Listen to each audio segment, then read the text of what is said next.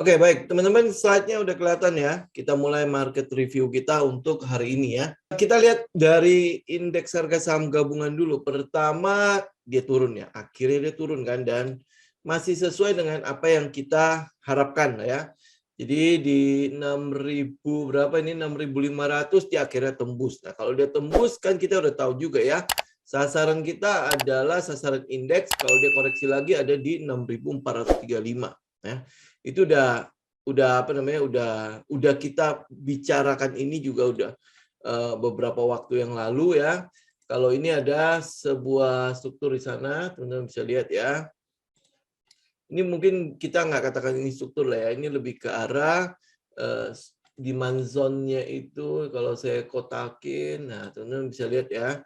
Jadi kalau dia tembus ya paling ini masih retest sampai ke 6.400 kan. Nah, kalau 6.400 pun dia nggak kuat, ya sasaran terakhir ya, itu ada di 6.350. Jadi kalau sampai 6.350 pun dia akhirnya break, berarti dia break strukturnya.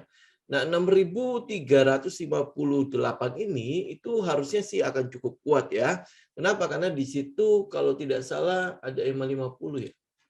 Nah ya, jadi ada EMA 50 di sana, jadi 6.358 itu adalah apa ya kita bilang ya, benteng pertahanan terakhir. Jadi kalau sampai dia break, kemungkinan besar indeks ke atasnya itu akan biasa-biasa saja. Ya mungkin paling dia akan sampai ke ya kalau kita bilang ya optimisnya sampai ke sekitar 7.000 lah ya kalau sampai dia balik di mana window dressing terjadi ya dia akan ada di sekitar itu. Tapi kalau misalnya dia bisa stay di sini ya, mungkin kita melihat ada harapan siapa tahu ya bisa sampai ke trendline ini nih di atas mungkin di atas 7.000 sedikit ya. Ya ini yang kita lihat dengan indeks harga saham gabungan. Koreksi dari indeks harga saham gabungan ini pun sudah kita antisipasi, betul ya. Teman-teman saya pikir kalau teman-teman udah ikut dengan dengan kita di market update, after market segala macam ya, teman-teman pasti sudah mulai melakukan persiapan lah di sebelum kejatuhan indeks. Ini bukan kejatuhan sih, kita harus katakan ini adalah koreksi indeks yang masih sehat sampai sekarang ya. Masih sehat. Yang kita mau lihat adalah ya udah dia kalau bisa dia benar-benar selesaikan penurunannya sampai ke 6.435. Ini kita harapkan ya dia benar-benar udah selesai gitu ya. Dan penurunan ini masih akan, ini baru tanggal berapa? Ini baru tanggal 2 kan. Sedangkan pengumuman dari The Fed, ini kan market sedang mengantisipasi hal itu kan. Karena mereka tidak suka kejutan. Ya, mereka tidak suka nanti The Fed bilang macam-macam tiba-tiba ada sesuatu yang terjadi di situ, ya mereka nggak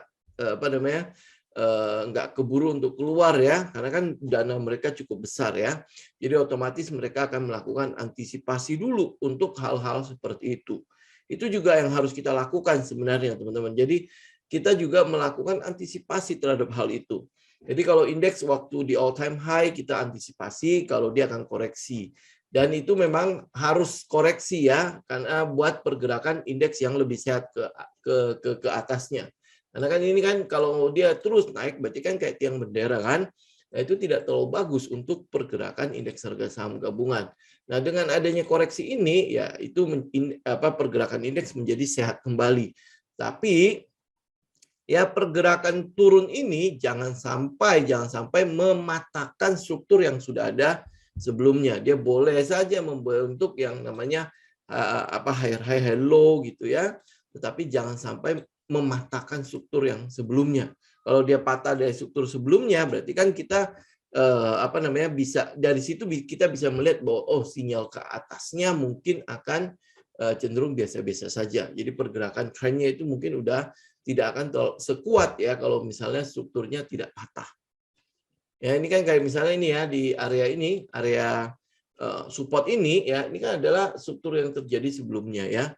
Jadi kalau misalnya minimal ya kita mau lihat adalah dia kalau bisa bertahan di sini lebih baik ya, tapi kalau misalnya dia dip mungkin ya pakai dengan shadow ya sampai ke 6.350 di struktur ini nih ya. Ya mungkin lebih memberikan kepada kita sinyal lagi ya. Tetapi ini sejalan dengan perkembangan makro yang terjadi di global, ya. Makro yang terjadi di global, kita memang melihat adalah market cenderung wait and see untuk keputusan The Fed nanti tanggal 4. Jadi 4 dini hari kita, ya. Karena di sana mungkin masih hari Rabu, tetapi di kita itu sudah dini hari. Jadi mungkin hari Rabu pagi mereka itu sudah mulai ada konferensi pers tentang keputusan mereka menaikkan suku bunga, udah pasti enggak, tapi yang ditunggu itu adalah bagaimana keputusan tapering itu dilakukan pada pertengahan November ini sesuai dengan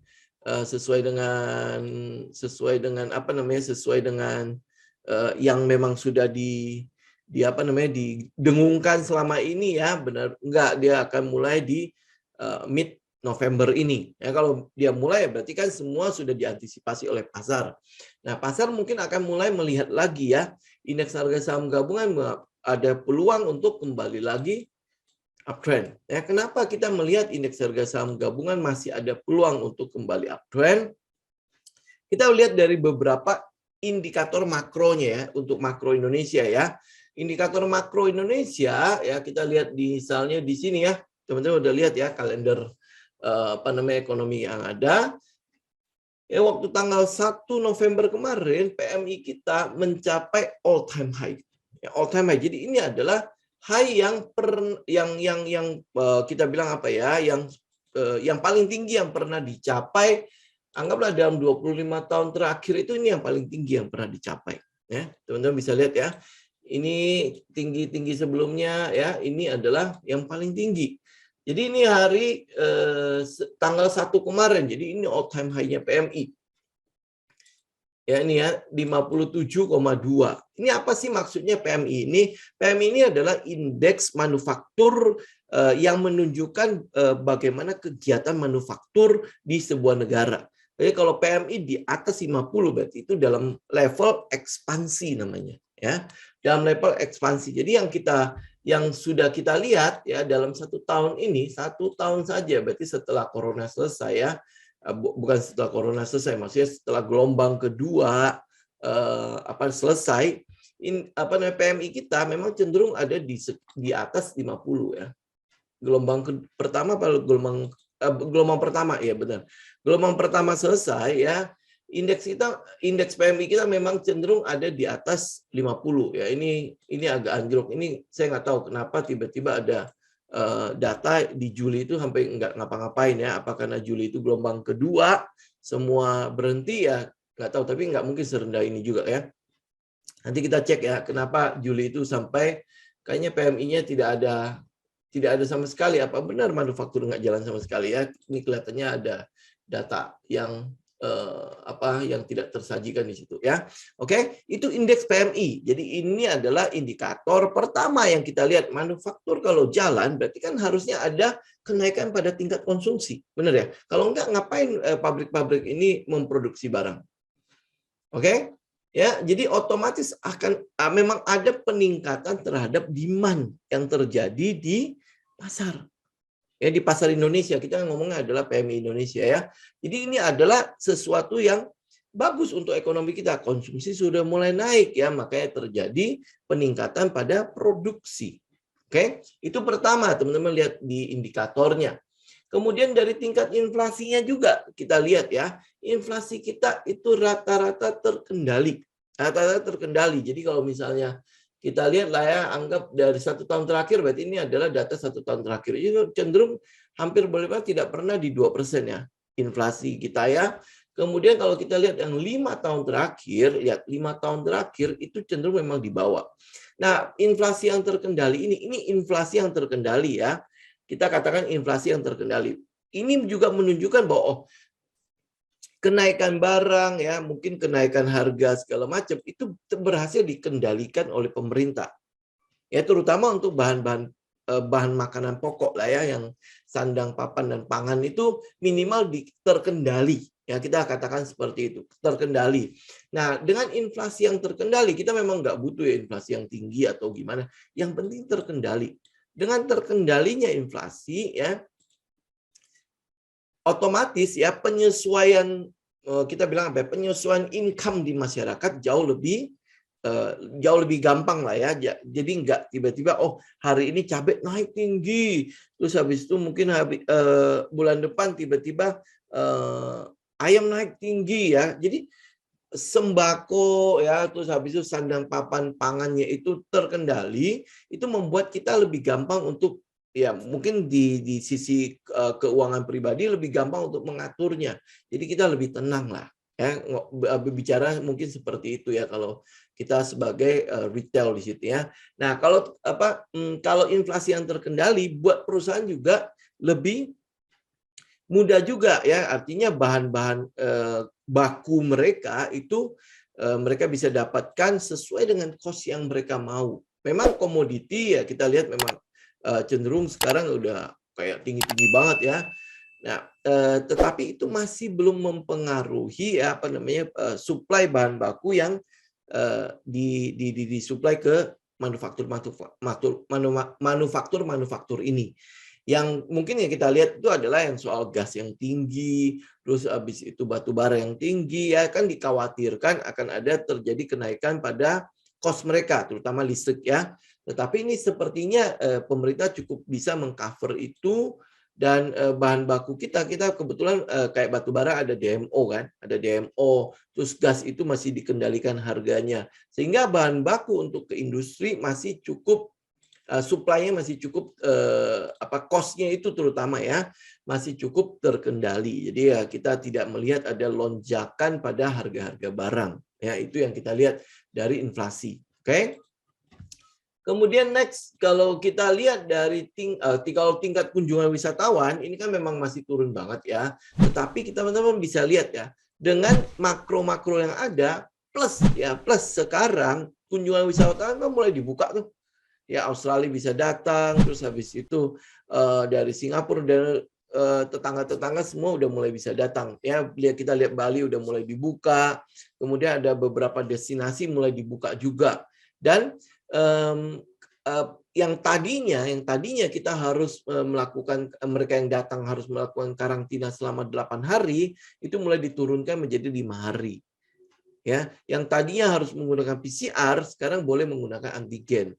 Ya. Jadi kita melihat ya, pelan-pelan kunjungan wisatawan akan mulai berdatangan. Ya, dan jangan lupa teman-teman, untuk devisa wisata ini ya, ini adalah penyumbang devisa ketiga terbesar ya, waktu sebelum pandemi ya, ketiga terbesar di luar dari komoditi, dan satunya lagi apa saya lupa ya. Tetapi yang ketiga ini adalah dari wisata. Ya, dari devisa wisata. Jadi otomatis kalau sampai wisatawan sudah mulai bisa berkunjung kembali, ya otomatis devisa kita akan mulai, kita bisa collect lah dari sana. Selama ini kan kita dapat dari wisatawan lokal kan.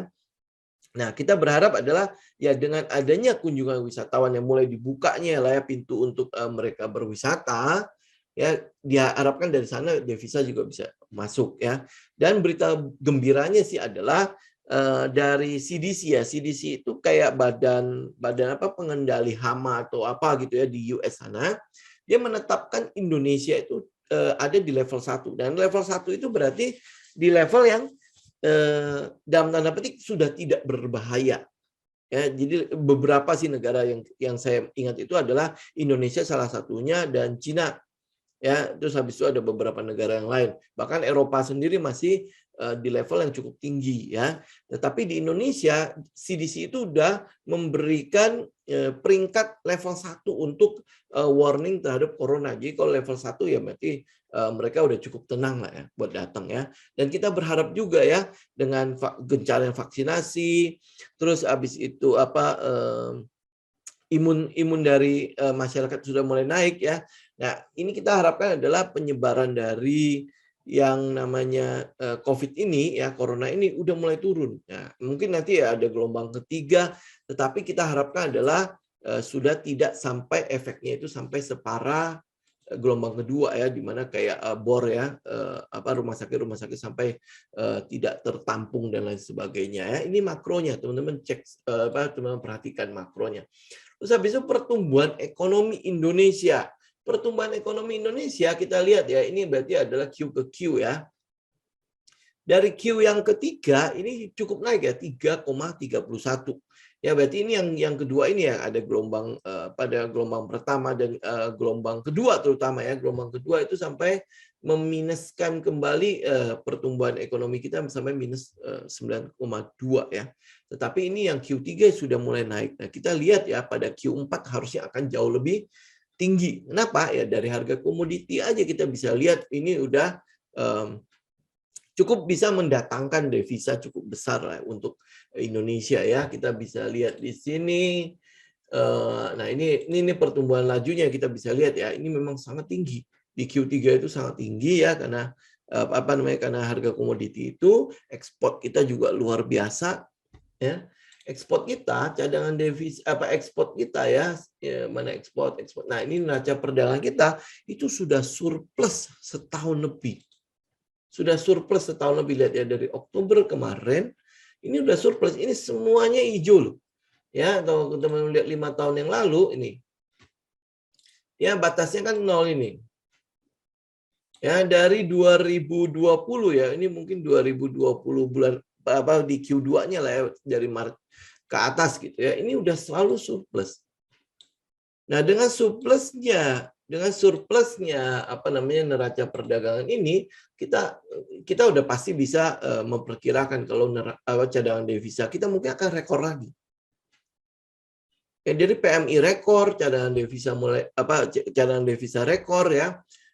Ya, itu cukup membuat Indonesia menjadi ada satu magnet lah ya untuk minimal kita lihat secara short term dulu lah ya, short term karena surplusnya neraca perdagangan itu kan belum tentu akan terjadi selamanya karena import kita yang memang turun kan. Terus habis itu memang karena harga komoditi kita naik. Nah, harga komoditi kan tidak akan selamanya di atas. Dia pasti akan menemukan titik keseimbangan baru kan. Nah, jadi oleh sebab itu untuk short term-nya dulu ya. Untuk short term-nya kita masih bisa mengandalkan kira-kira ya bulan Desember atau mungkin di bulan November ini dulu ya. Bulan November ini ada peluang kita untuk mulai melakukan cicilan buy. Ya, cicilan buy kenapa? Kan kalau kita lihat dari indeks harga saham gabungan harusnya udah mulai pada fear ya. Ya kan? Udah fear itu udah mulai bertebaran di mana-mana, orang-orang mungkin udah berpikir oh indeks kayaknya udah mau runtuh nih. Ya nggak mungkin lagi balik ke 7.000 dan lain sebagainya ya. Tetapi padahal teknikalnya ini menunjukkan bahwa dia sedang koreksi. Dia sedang melakukan koreksi yang kalau sampai sekarang kita katakan itu adalah koreksi yang sehat. Ya karena dia udah naik cukup tinggi dari September akhir sampai ke Oktober. Ya, jadi kalau dia ada koreksi di situ ya sangat wajar dong. Ya orang kita pegang Porto yang kemarin aja sudah hijau royo-royo, tanya-tanya terus kan kapan TP-nya kan. Nah, ini sekarang kalau misalnya posisi Porto kita memang udah sangat-sangat ini, artinya ready cash kita sudah cukup besar ya. Yang kita mau lakukan apa? Kita mau tunggu sekarang kapan saya bisa masuk. Benar nggak? Ya, kapan saya bisa mulai collect. Nah, ya, kita lihat kembali data statistiknya. Ini saya coba bedah ya. Ini adalah data yang saya kumpulkan untuk indeks harga saham gabungan dari tahun 98 sampai hari ini 2021 ya. Nah, data ini menunjukkan apa? Menunjukkan bulan November ya kan, kalau kemarin kita lihat Jakarta Seasonal Index itu secara garis besarnya. Nah, ini saya breakdown per bulannya, teman-teman bisa lihat ya, November memang ada kecenderungan terjadi koreksi di sana. Ya, memang ada terjadi koreksi di sana. Ini menjadi sesuatu yang wajar. Kenapa? Karena Oktobernya sudah naik. Oktober naik, kalau misalnya November koreksi, wajar nggak? Ya, sesuatu yang wajar karena harus ada namanya taking profit. Likuiditas di pasar itu harus diisi kembali. Makanya ada namanya taking profit. Kalau semuanya masuk ke pasar, pasti indeks akan mentok kan akhirnya. Siapa yang mau jualan dulu? Gitu? Jadi otomatis pada saat kenaikan selalu harus ada koreksi. Ya, kayak saya udah terangkan lah ya, ini di apa namanya di video-video sebelumnya, logik daripada koreksi atau pullback pada market. Ya, kenapa harus ada pullback di market? Ya, nah, pada saat teman-teman lihat ya, November ini memang ada kecenderungan terjadi koreksi di sana. Walaupun ya, ini agak-agak tipis ya. Ini merahnya itu ada di merahnya itu 12 kali ya. Ini gimana sih? Ya, merahnya ini merah ya, ini hijau ya. Merahnya itu 12 kali ya, dari sepanjang dari 98 sampai hari ini. Ya, merah itu 12 kali, sedangkan hijaunya itu ada di 11 kali. Jadi artinya kalau kita presentasikan ya berarti merah yang menang kan. Ada peluang memang minus di sana. Ya, walaupun ya hampir 50-50, kita nggak tahu nanti di tahun ini kira-kira November hijau apa enggak, karena tahun lalu November itu hijau. Ya. Nah, kalau misalnya teman-teman lihat data ini ya, data ini Oktober dia naik ya, November dia turun, kemudian Desember, lihat ya, Desember itu hampir 95% itu ditutup dengan hijau. Artinya window dressing selalu hadir pada bulan Desember itu. Hanya ada 1 tahun saja di bulan Desember itu merah, yaitu tahun 2000. Kita cek di sini, nah ini ya, tahun 2000 ini merah. Ya, selebihnya itu hijau semua, ditutup dengan hijau ya. Jadi oleh sebab itu apa yang kita lakukan kalau melihat data seperti ini? Ya, kalau kemarin kita udah tahu nih Oktober itu selalu ada peluang bullish di sana. Oktober ada peluang bullish. Jadi yang kita lakukan apa? Di September kita melakukan akumulasi. Nah, kalau di sini kita lihat Desember ada peluang bullish di sana, maka kita akumulasi di bulan apa? Ya, kita lakukan akumulasi di bulan November. Gitu. Ya, dan kalau misalnya teman-teman mau dapetin harga yang diskon, ya berarti di bulan November kita koleksi. Jadi oleh sebab itu, ya, perhatikan shifting psikologinya. Saat semua orang sedang fear, kita harus hadir di situ menjadi kontrarian. Kapan saya bisa masuk? Ini udah di area-area support nggak? Ada saham-saham yang bisa saya perhatikan nggak? Ya, ini udah di area-area demand nggak mereka? Ya, area demand-nya di mana? Berarti saya siapkan plan-nya dari sekarang. Bukan pada saat, market udah mulai mantul, market udah mulai rebounds. Ya, terus habis itu, kucuk-kucuk, mau ngapain saya di sini? Ya, nanti akhirnya jadi hitung kancing lagi. Ya, cap-cip-cup, tembang kuncup lagi, kayak gitu-gitu segala macamnya. Jadi, kita melakukan persiapan. Jadi saat orang-orang sedang fear, kita mulai melakukan persiapan kapan saya bisa collect. Itu kan trading, pada dasarnya trading kan seperti itu ya. Belilah dari mereka yang pesimis, ya, jualah kepada mereka yang optimis. Oke? Nah, jadi kalau lihat dari data ini, berarti apa yang kita lakukan? Kita mulai mempersiapkan diri untuk melakukan koleksi. Hari ini saya memang tidak akan membahas saham-saham apa saja yang akan kita kolek ya, karena kita mau tunggu di tanggal 4 November ini dulu ya, bagaimana reaksi pasar, bagaimana keputusan The Fed. Ya, sama kayak kita juga ikutan gajah kan. Jadi kita mau tunggu bagaimana The Fed ini memberikan keputusannya. Oleh sebab itu nanti ya nanti kalau udah ada keputusan, kita lihat reaksi pasar ya, mungkin kalau Kamis kita bisa bicara mengenai kira-kira saham-saham apa yang mulai bisa kita perhatikan, atau ya mungkin di market update sekalian ya. Jadi biarkan market ini kan masih momentumnya lumayan besar ya, teman-teman bisa cek di sini ya. Lihat nggak, candle-candlenya kan lumayan gede-gede ya, lumayan gede-gede untuk turun kan. Artinya apa? Artinya momentum atau tekanan jualnya itu masih cukup tinggi. Nah, kalau tekanan jualnya masih cukup tinggi, kita selalu tunggu dia stabil. Ya, tunggu dia mengecil. Tunggu dia mengecil di mana ya? Kita harus punya tempat untuk menunggu dia dong ya. Pertama adalah di 6.400.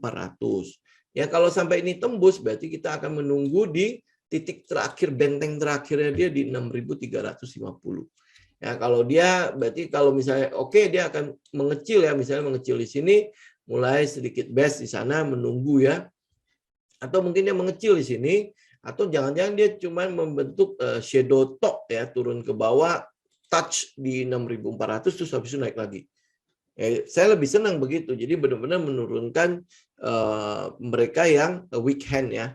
Mereka yang kalau weak hand itu kan kita bilangnya adalah mereka karena tidak bisa memegang sebuah kenaikan porto itu benar-benar sampai trennya selesai. Ya begitu tergoncang dikit mereka langsung kabur duluan ya. Kalau pasar diisi sama orang-orang kayak gitu kan nggak bakalan stabil kan. Jadi kita butuh strong hand yang memegang itu. Ya. Oke, nah teman-teman lihat di sini ya. Kayak contoh ya. Ada beberapa saham yang mungkin teman-teman bisa mulai cek nih, misalnya contoh ya. Telkom misalnya. Ini kan kemarin kita hampir boleh bilang kehilangan harapan untuk dia retest karena gajahnya cukup intens di dalam sini kan. Tapi ternyata ya mungkin ya doa kita terjawab ya. Dia turun loh. Nah, kalau dia turun, kita mau tunggu di mana? Ya, pertama ya 3.600 ya. Kita tinggal lihat besok kira-kira dia masih akan turun nggak? Ya, 3.600. Ini kan dari base sebelumnya ya, 3.600. Kalau besok dia turun, saya lebih senang adalah nunggu di sini. Ya, di area sekitar berapa? 3.500. Ya, 3.500 sampai 3.600. Ya, saya lebih senang tunggu di situ. Ya, kenapa? Karena dia retest sampai ke sini kan. Ya, karena ini struktur sebelumnya, ini juga sempat kan dia retest di situ ya, sempat turun dikit. Nah, ini adalah area yang saya harapkan ya kita bisa dapat harga terbaik di sana. Ya, nah ini adalah saham-saham yang teman-teman bisa siapkan. Jadi teman-teman senang dengan saham-saham seperti apa, terus habis itu lihat katalisnya ke depannya akan seperti apa. Nah, di situ teman-teman mulai siapkan area-area untuk buy-nya. Saya akan buy di mana? Karena apa? Pasar saat ini sedang koreksi. Pasar sedang koreksi. Kalau memang bisa dapat harga diskon, kenapa tidak? Ya kan? Nah, dan kalau saya misalnya ambil Telkom misalnya ya, ini kan area low risk saya. Kalau misalnya saya collect di sini, bisa saja indeks masih harganya masih akan turun ke situ kan.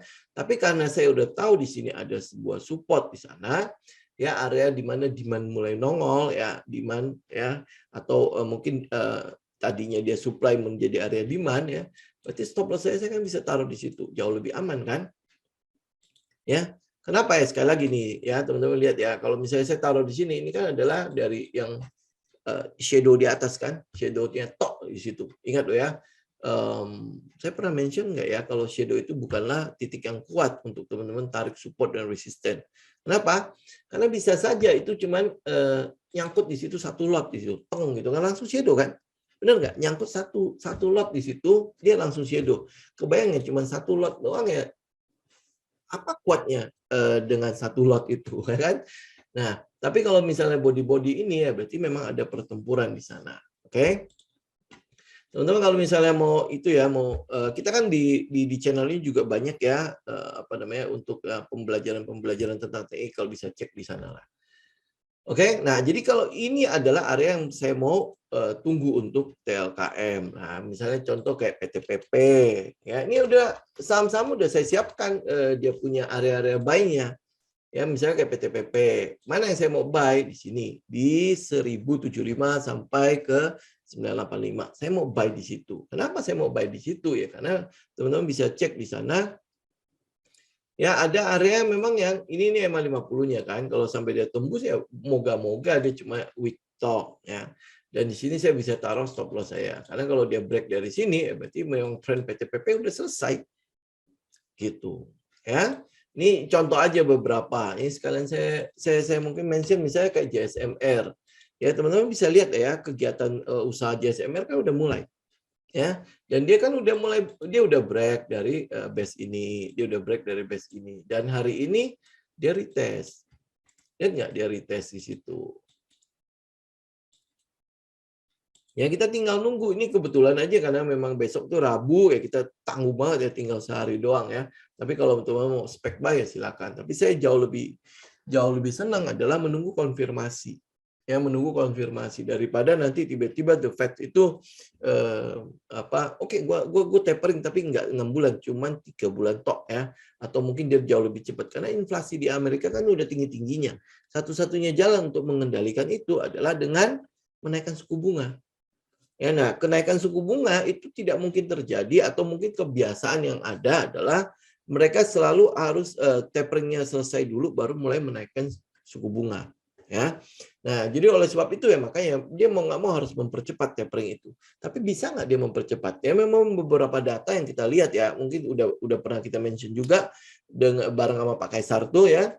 Teman bisa lihat lah ya kayak Powell itu masa jabatannya udah tinggal sampai ke Februari ya, Februari dia mau ganti. Jadi ya kita harapkan adalah ya dia masih memaintain pasar ini sehingga ya kita masih bisa ngikutin pergerakan pasar sampai Februari, Maret ya, seiring dengan Jakarta seasonal ya, teman-teman bisa lihat ya, kalau misalnya Desember dia naik ya, moga-moga kita bisa ikut sampai ini Januari, mungkin Februari dikoreksi sedikit ya, tetapi lihat Maret itu naik kembali ya, Maret naik kembali ya karena memang ada pembagian dividen dan lain sebagainya di situ ya.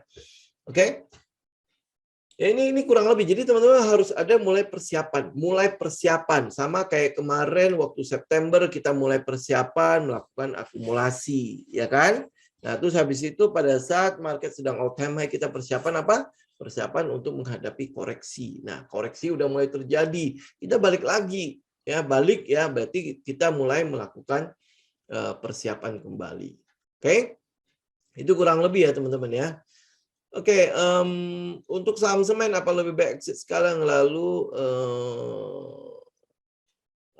saham tetap dibeli setelah tanggal 4 ya. Kalau semen ya, semen apalagi dengan penurunan batu bara yang begitu tinggi ya, saya masih tetap bisa hold di situ. Contoh misalnya ke INTP ya, INTP kan dia balik lagi ya kalau nggak salah ya.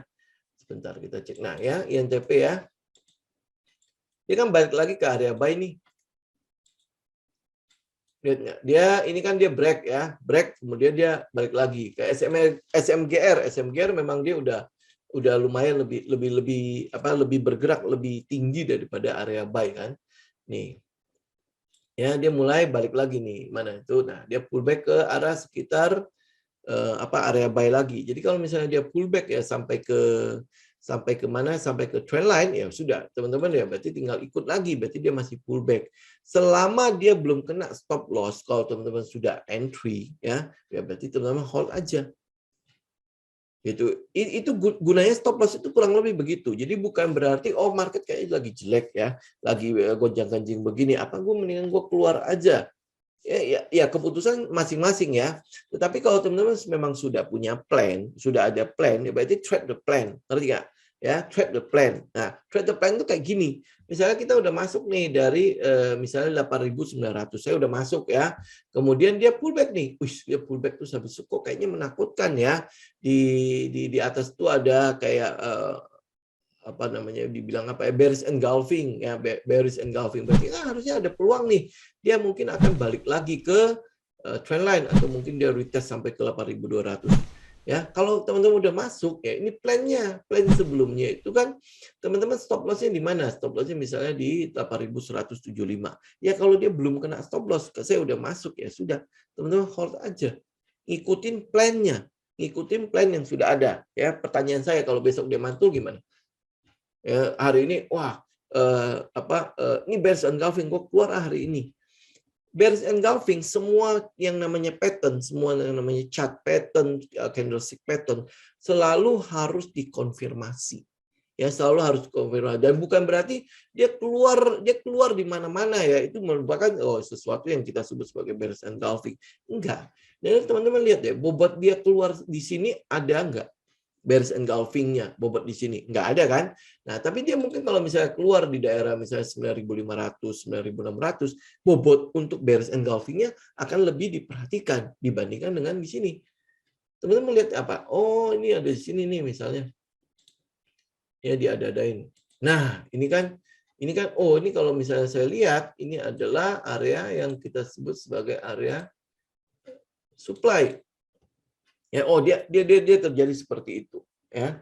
Oh, ini koreksi.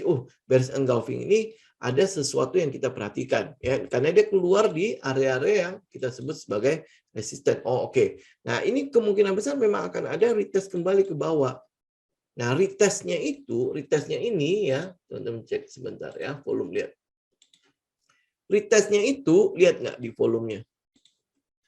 Ya, nih lihat nggak di volumenya?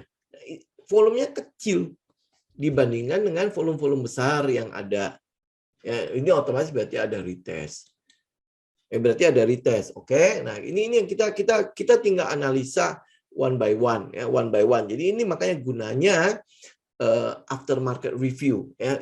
Ini yang saya lakukan. Jadi kalau misalnya udah menjelang sore, habis tutup market, ya, malam hari, mungkin teman-teman ada yang bisnis, ada yang mungkin kerja 9 to 5, ya, 9 to 5 benar ya, udah main sama anak segala macam. Nah, sediakan waktu untuk melakukan review.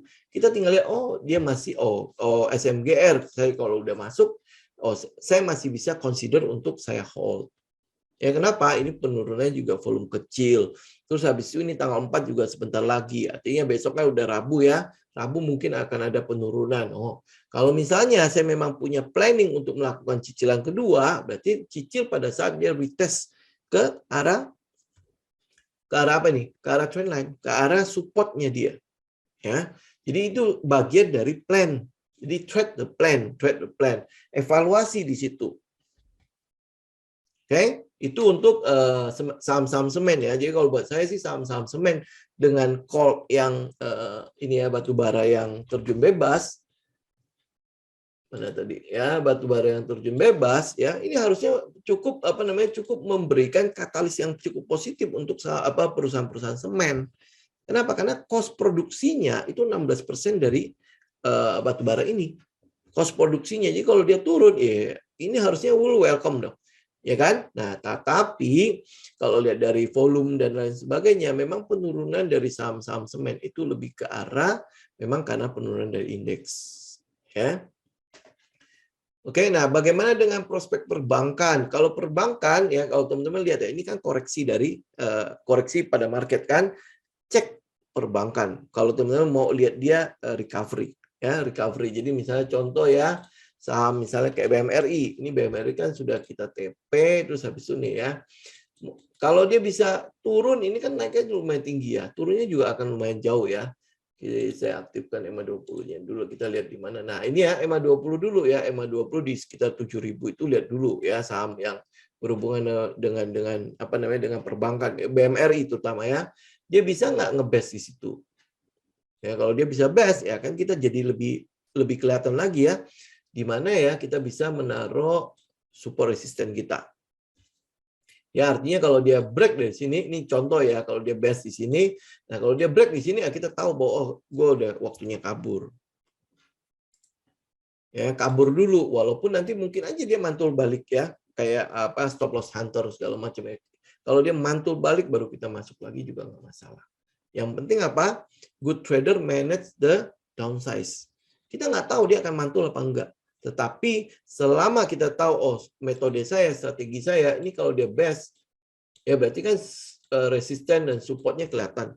Artinya kalau dia patah, ya breakdown dari support, aturan saya harus keluar. Kalau dia mantul balik, ya nanti tinggal lihat bagaimana saya masuk lagi. Oh kalau dia break resisten, ya saya ikut di atas itu.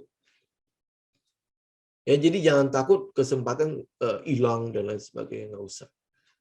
Oke, nah BBKP ya teman-teman tinggal lihat ya area mana yang saya boleh masuk nih. Oh, kita udah siap nih areanya adalah di 414392. Oke, kalau dia bisa balik ke situ, oke, why not gitu ya. Kita mulai melakukan entry. Ini nanti RUPS-nya kan kalau nggak salah tanggal berapa? Tanggal 11 ya. Teman-teman perhatikan itu.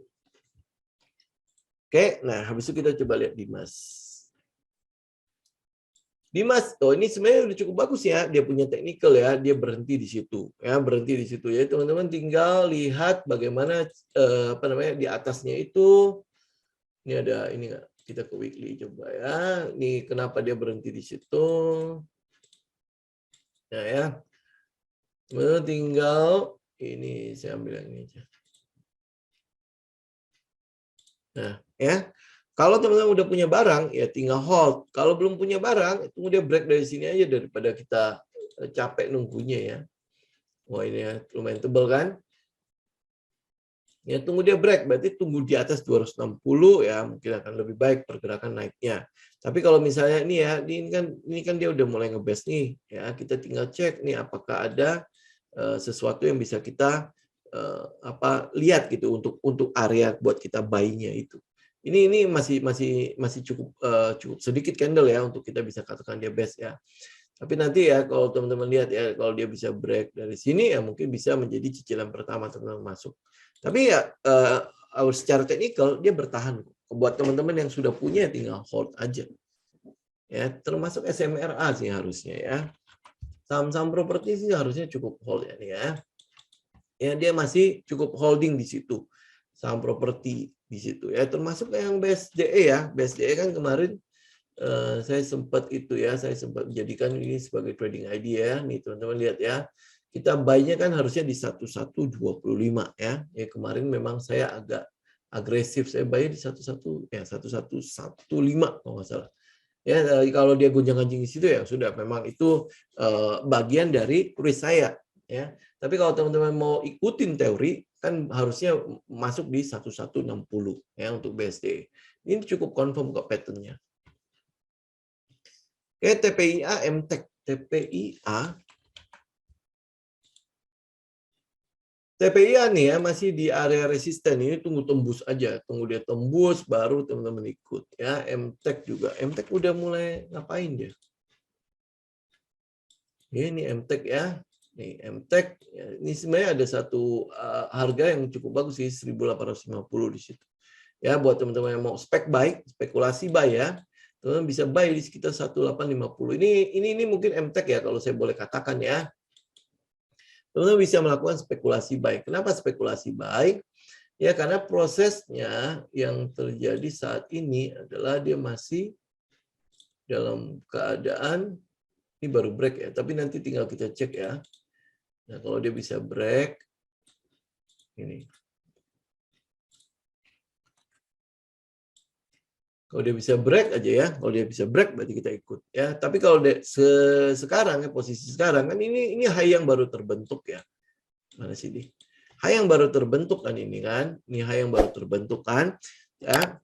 Tetapi ini teman-teman juga bisa spek buy. Kenapa? Karena dia retest kembali kan. Dia retest pendek aja, retest ya mungkin sampai ke 550 lah. 550 berapa? Di sekitar 1.800 gitu ya. 1.800 dia tes udah teman-teman bisa ambil. Balik ya, ambil untuk spek buy, spekulasi buy. Atau teman-teman bisa tunggu benar-benar dia break. Dia break. Ya ini harusnya posisi-posisi yang nggak beda-beda jauh lah ya.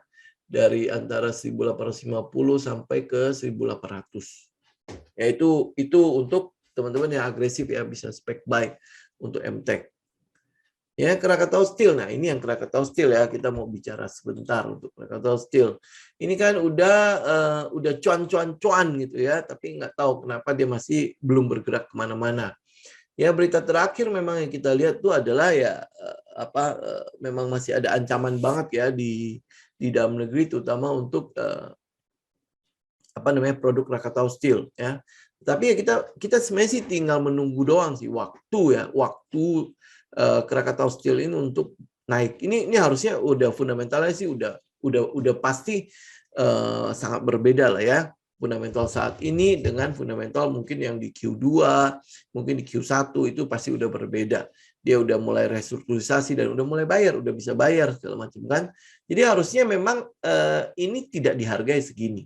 Ya kenapa dia tidak naik-naik ya, kita nggak tahu. Tapi yang kita bisa tunggu ya, buat teman-teman yang mungkin malas lah tunggu begini ya, tunggu dia break nantikan dia break aja di atas ini. Ya, ini berapa ya? Mungkin di sekitar 5.000 sampai 600 lah ya. 600 ke atas ya, baru teman-teman baru entry aja kalau teman-teman yang tidak tahan untuk ini mau hold berapa lama ya. Nah, itu aja ya, itu aja teman-teman. Kalau misalnya yang cukup punya jiwa invest ya atau position yang cukup tinggi ya, teman-teman sebenarnya bisa collect di bawah sini. Ya, apalagi kalau sampai dia bisa balik lagi ke GoPay, teman-teman bisa collect itu. Ya, ini untuk KRAS, BRPT, ini kan satu sektor ya, pilih salah satu aja deh. Ya, nah ini BRPT juga ini udah mulai masuk ke area buy lagi nih di sekitar 900 sampai 925. Jadi setelah dia naik dia turun lagi kan? Ya. Nah, area ini ya kita harapkan dia bisa nahan enggak. Karena ini juga sama kayak Krakatau Steel ya, lihat ya. Pergerakannya nih, ya ini namanya dia sedang kontraksi. Ini sebenarnya udah tinggal ke ujung doang, ya tinggal ke ujung. Cuman memang yang kita nggak sabar itu adalah menunggu sampai dia selesai. Prosesnya itu nunggu sampai selesai. Itu yang banyak sekali trader yang nggak sabar, termasuk saya sih. Ya, kalau misalnya mau sabarin ya. Kalau kita mungkin punya kegiatan atau punya usaha yang lain, emang lebih enak sih ya, maksudnya masuk ke saham-saham seperti ini. Karena apa ya, kita tinggal melakukan cicilan, ya, begitu dia sampai ke support ini lagi kita cicil, support ini lagi kita cicil gitu ya. Kita masuk di sini sih. Jadi sebelum dia sampai ke sini, ya kita harapkan adalah dia berhenti aja di situ. Ya. Itu yang kita harapkan ya. Nah, kalau teman-teman yang enggak, wah udahlah, gue kayaknya nggak bisa nih nunggu-nunggu begitu ya. Berarti tunggu dia break trendline itu, break dari pattern ini nih, lihat nggak? Ya dia break, ya baru teman-teman ikutan ya. Atau ya kalau mau dari sisi harga ya tunggu di atas 1150. Ini untuk BRPT. Ya. Oke. ICBP juga harusnya masih tetap itu ya. Ini adalah saham-saham yang dengan market cap gede. Jadi kalau indeks udah mulai balik arah ya, dia harusnya akan menjadi saham-saham balik arah nih, lihat ya. Dia udah mulai mengecil nih. Nah, ini yang maksud saya nih ya. Dia mulai mengecil kan. Ya, dia mulai mengecil kan di antara sekitar di sekitar support ini, kalau teman-teman lihat ya. 8.700 kan udah mulai support lagi kan. Apalagi kalau misalnya mungkin dia dip ya, minimal ada di sekitar inilah. Nah, mulai naik lagi. Kalau indeks udah mulai bagus lagi, dia pasti akan mulai balik arah. Ya, JSMR kita udah bahas di situ. Sektor apa yang kita tunggu di November? Nanti kita bahas di hari Kamis ya. Nanti tunggu keputusan The Fed-nya dulu. Jadi baru kita bisa mulai bicara. Jika saat ini ada 50% equity, kondisi porto overall, floating profit 5%, apa masih aman dipertahankan? Nah, ini kalau ini kan udah floating profit kan, ya tahan aja. Karena apa ya? Tadi kan udah lihat seasonalnya kan. Memang akan ada pergerakan atau mungkin ada penurunan pada November ini ya. Artinya itu wajar. Karena apa? Pergerakan Oktobernya sudah begitu tinggi ya. Nah, kalau dan kita lihat di Desember itu hampir boleh dibilang 100% atau 95% itu hijau. Nah, kalau dia 95% hijau, yang kita lakukan apa? Ya kolek atau akumulasi di November. Makanya kenapa saya ngajak teman-teman untuk siapkan nih, ada saham-saham yang diincar nggak? Nah, kira-kira area buy kita ada di mana? Nah, itu siapkan. Ya, Harum. Ini Harum sih harusnya udah mulai ya. Benar nggak? Coba kita lihat ya. Harum itu kalau saya 7 ribuan ya. Nah, ini ya kan, lihat ya. Ya, saya mau tunggukan Harumnya kurang lebih di sini. Ya, tapi ingat ya, yang Harum ini yang kita incar itu adalah nikelnya, bukan batu baranya. Lihat ini Harum ya. Harum itu kalau misalnya lihatlah semurah mungkin dia bisa nggak sampai ke 7.000, sampai ke 6 ke MA50. Wah, kalau misalnya bisa enak sih ya. Maksudnya apalagi dia bisa bertahan di area ini ya. Jadi ini area buy-nya. Ya di sekitar 7.500 sampai 7.000 ini udah area buy untuk si Harum. Antam itu juga harusnya sama ya, dia kan balik ke base ya. Kemarin kan false breakout nih. Ya area buy-nya di 2000, 2200, 2224, 2240 ya. Itu untuk itu. Nah, Friends udah mulai koreksi nih. Nah, untuk Friends ya, terakhir itu ada data dari warrants-nya itu kalau nggak salah tanggal 22 November ini ada pelaksanaan. Nah, biasanya ada pelaksanaan warrants, itu mungkin akan ada pergerakan gonjang-ganjing di sini nih ya. Siapa tahu dia dibawa naik dulu ya. Kemungkinan besar juga akan ada koreksi di situ. Tinggal lihat harga pelaksanaan warrants-nya itu berapa. Ya. Ini kalau misalnya ini ya, kalau lihat dari technical talk ya untuk Friends ya. Nah, ini teman-teman tinggal dia kan habis break nih, dan itu pergerakan udah cukup tinggi ya, maksudnya ini hijau-hijau semua kan. Kalau koreksi wajar nggak? Ya, itu menjadi sesuatu yang wajar kan. Jadi tinggal tunggu dia balik, retest, baru ngambil. Ya kita nggak kejar yang di sini. Ya kita nggak kejar. Tapi kalau teman-teman udah buy on breakout, ya berarti kalau dia ada pullback di sini, ya masih wajar, ya kan? Tinggal teman-teman mau cicil lagi atau tidak. Ya ini kalau teknikalnya doang ya. Kalau lihat waransinya segala macam, teman-teman cek aja. Aisyah masih bisa hold. Ya, Aisyah ya. Dia balik ya. Ini kalau misalnya kita lihat ke INTP, kemungkinan besar ya dia kan naik begini, terus habis itu mulai retest kembali. Jadi teman-teman tinggal cari area-area di area base ini nih. Ya, dia akan tes sampai kemana. Tapi kalau dia bisa balik ke sini, ya udah berarti ini adalah cicilan kembali buat teman-teman. Ya, tapi ingat dulu ya, Aisyah ini ya itu baru mulai bergerak. Jadi oleh sebab itu jangan berharap bahwa dia akan secepatnya menjadi sesuatu gitu ya. Ini mungkin juga masih nunggu LKQ3 kayaknya belum keluar ya. Laporan keuangan Q3 ya belum keluar kan. Waktu di sini kan di Q2 ya, Q2 ini sekarang tinggal tunggu Q3. Bagaimana Q3-nya. Nah, kalau Q3 juga bagus ya, otomatis ya, ini kan berarti harusnya dihargai lebih. Karena Aisyah sekarang itu beda dengan Aisyah yang lama kan. Aisyah sekarang ada FKS-nya. Aisyah yang lama itu kan berarti sudah masa lalunya lah ya. Sekarang kan manajemen baru. Nah, manajemen baru ini kita sih berharap banget ya FKS ini ya punya kemampuan kayak Kokmin lah ya, kayak Kokmin. Cuma kalau BPKP kan memang dia ada masalah internalnya. Sedangkan kalau Aisyah ini masalah internalnya sebenarnya udah selesai ya. Paling tato di notasi G-nya aja ya. Nah, notasi G itu kalau sekarang yang kita lihat itu kan karena double booking yang manajemen lama kan. Nah, apakah ini udah mau dicabut atau gimana ya kita tinggal kita nunggu aja. Ya, jeleknya si Aisyah itu masih ada tato itu. Itu doang ya. Oke, nah habis itu Raja juga sama ya 212-nya kan dia break, tapi ini udah ada area nih. Ini saya buang dulu ya, ini yang gedenya. Nah, ini udah mulai masuk ya. Ini area ini nih. Ya, area di sekitar supportnya pergerakan ini. Lihat nggak? Ya, ini ya. Ya, nah kita berharap apakah dia bisa ini. Nah, ini sama kayak mungkin kayak saham-saham BRPT dan lain sebagainya. Buat teman-teman yang tidak sabar untuk hold gitu ya, atau melakukan cicil gitu, ya udah tunggu dia break aja di atas itu. Oke, habis itu main kapan bisa diambil lagi? Hah? Main ya. Ini kan dia udah breakdown nih. Ya breakdown ya tinggal tunggu aja nanti kalau dia udah membentuk sesuatu baru kita itu. Tapi kalau dia udah breakdown begitu saya biasanya saya tinggal aja, kita cek aja saham-saham lain yang bisa kita cari aja. Ya, nih agro juga sama ya. Ini saya hanya ngulang doang ya. Agro itu masih di pattern ini. Ya, makanya kalau teman-teman yang nggak mau nunggu ya jangan masuk terus habis itu nungguin gitu ya. Tunggu dia melakukan sesuatu, ini tunggu dia mengecil, nah, di ujung situ baru kita ambil. Jadi kita nggak nunggu lama di dalam situ. Ya, Tekim juga sama ya. Tekim kemarin sempat SOS ya.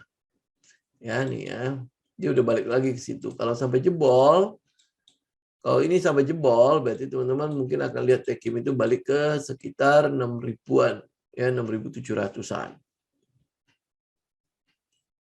ITMG gimana? Saham bank menarik untuk disimpan jangka apa? Nah, kalau saham-saham bank ya berarti ya saham-saham BCA, BBRI.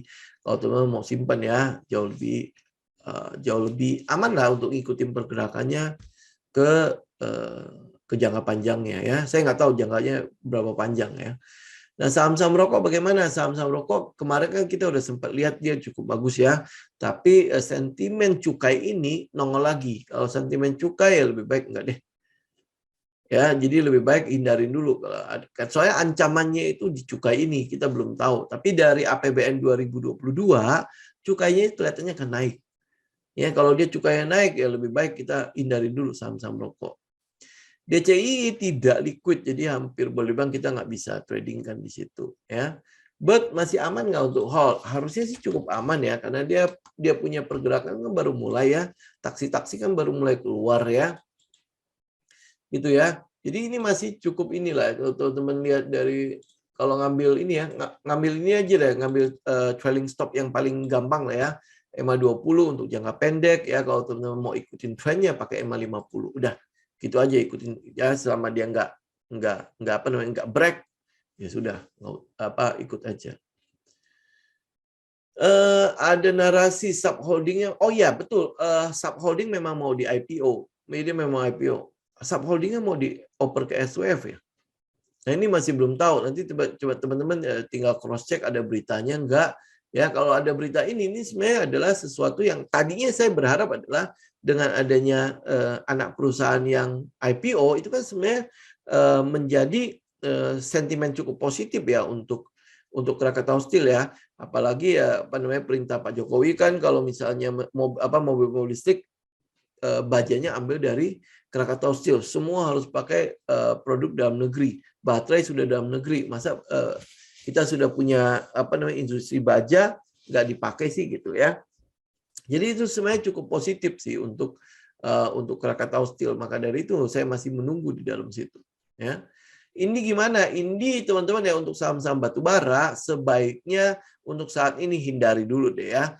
Hindari sampai memang ada harga harga keseimbangan baru untuk batubara. Karena memang kemarin kan naik cukup tinggi. Terus habis itu ada sabda dari Presiden Cina kan, dan itu benar-benar terjadi loh. Saya sih cukup kagum loh ya. Maksudnya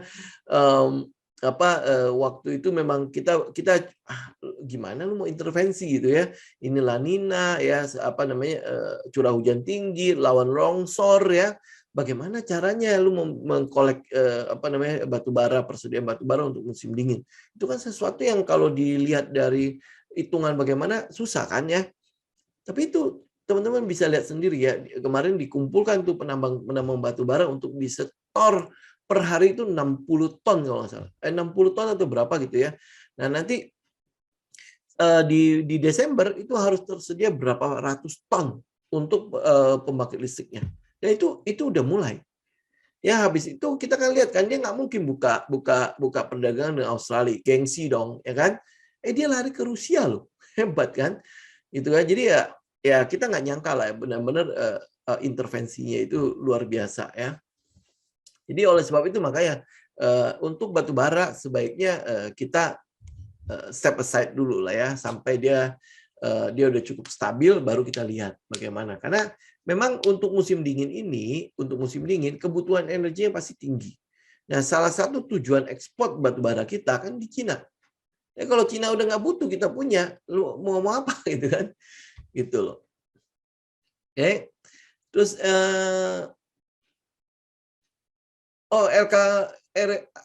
Aisyah udah keluar. Terus hasilnya gimana, Pak?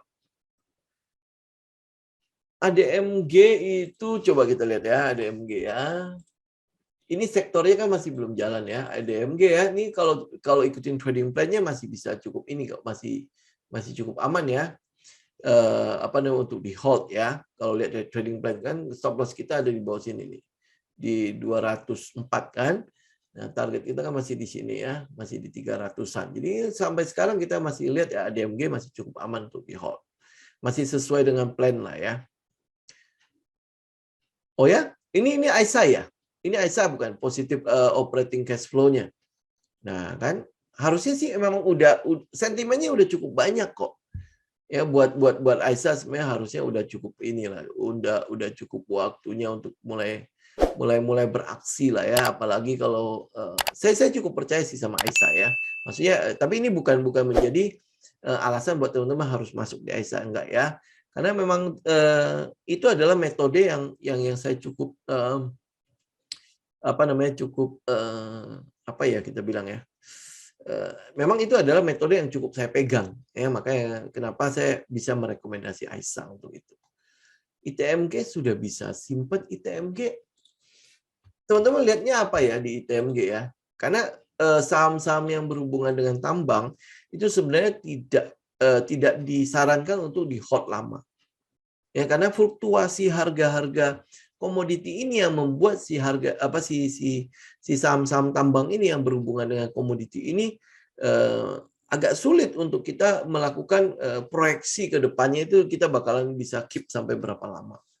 Itu kalau buat saya ya. Jadi itu yang saya lihat kalau untuk saham-saham pertambangan dan lain sebagainya.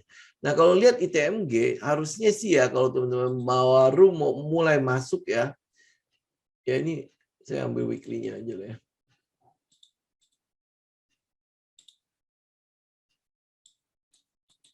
Jauh loh ya.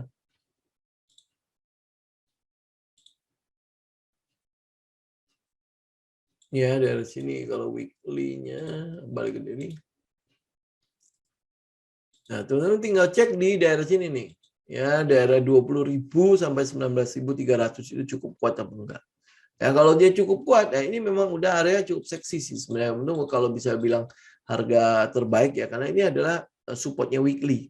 Ya, kalau support weekly pun dia tembus, ya berarti dia ada peluang balik lagi sini. Balik lagi ke sekitar 1.500-an. Ya. Itu ya, SCMA bagaimana? Ini memang secara fundamental dia bagus banget. Ya, nah tapi kondisinya dia masih sideways. Jadi teman-teman tinggal menunggu aja sideways-nya selesai daripada nanti terombang-ambing dia punya psikologi ya, ini kok nggak kelar-kelar gitu ya. Jadi lebih baik ya tunggu dia selesai aja, tunggu dia break, misalnya benar-benar break dari 460 ya, 460 ini kalau saya tarik ini deh. Yang 460 sampai 480 ya, tunggu benar-benar udah di atas aja karena ini memang konsolidasi kan di situ. Ini loh ya, ini area konsolidasinya ya. Ya, jadi tunggu dia membentuk high baru, nah berarti kan dia udah break dari konsolidasi ini. Nah, baru teman-teman ikut aja.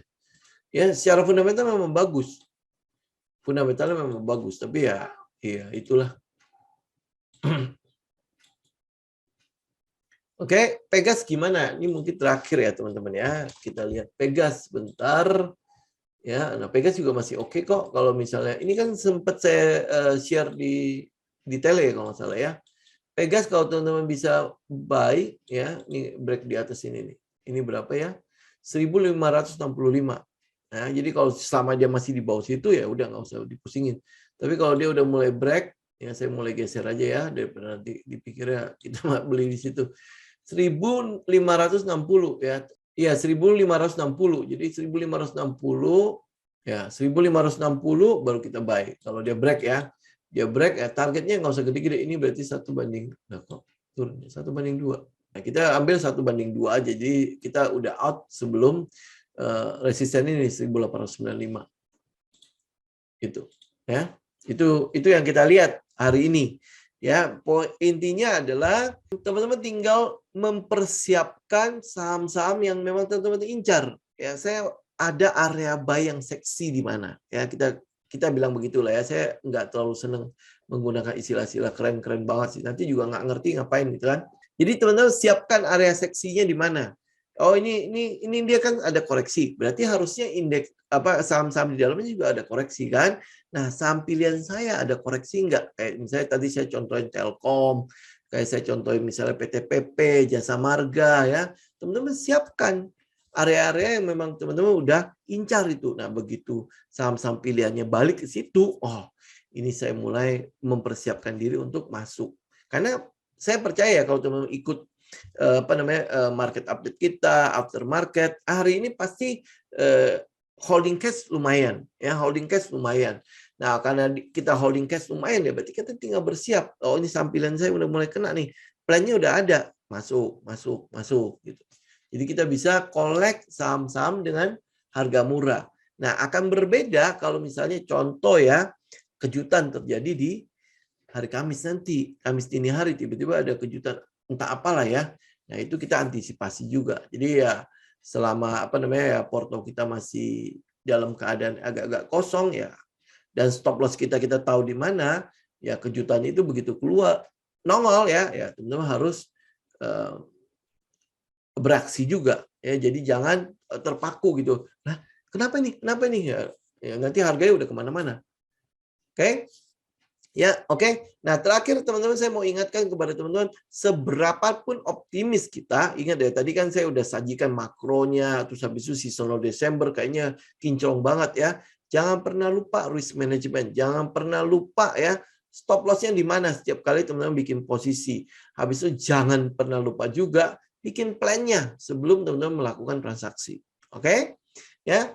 Oke, sampai sini teman-teman. Kita ketemu lagi nanti di hari Kamis ya. Semoga ada berita bagus ya. Silakan teman-teman juga bisa melakukan analisa mempersiapkan untuk teman-teman bisa collect di bulan November ini. Oke? Sampai ketemu lagi teman-teman. Salam tim.